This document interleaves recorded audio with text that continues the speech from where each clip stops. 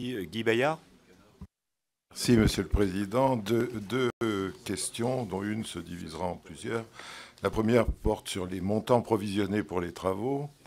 Je ne comprends toujours pas comment on peut estimer la hauteur de la valorisation sans agenda pour ces travaux.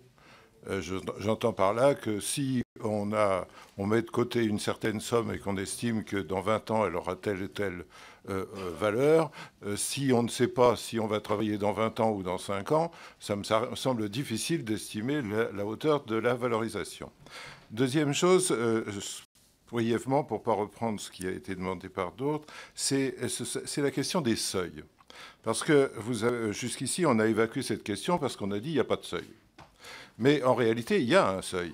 Et le seuil, il est entre les déchets à très haute activité ou les déchets à moyenne activité et ceux qui, par contre, ceux dont on parlait tout à l'heure, qui pourraient éventuellement être stockés localement. Et ces seuils-là, pour le moment, c'est un peu le brouillard quand même, hein. Je pense, en tout cas, c'est quelque chose qui n'a pas fait l'objet d'un débat public et qui est très mal connu du public. Si on envisage de stocker localement, chacun sait, tous les gens qui sont ici sont des élus, y compris locaux, et ils savent très bien que chaque fois qu'on fait un centre de stockage, c'est la révolution. Si on ne sait pas quels sont les seuils, quelle est la définition réelle de très faible activité et de très très faible activité, ça va là aussi être la révolution.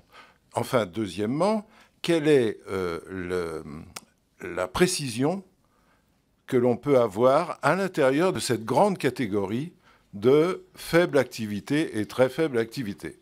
Parce que ça n'est pas du tout indifférent, en tout cas si vous essayez de faire un stockage local.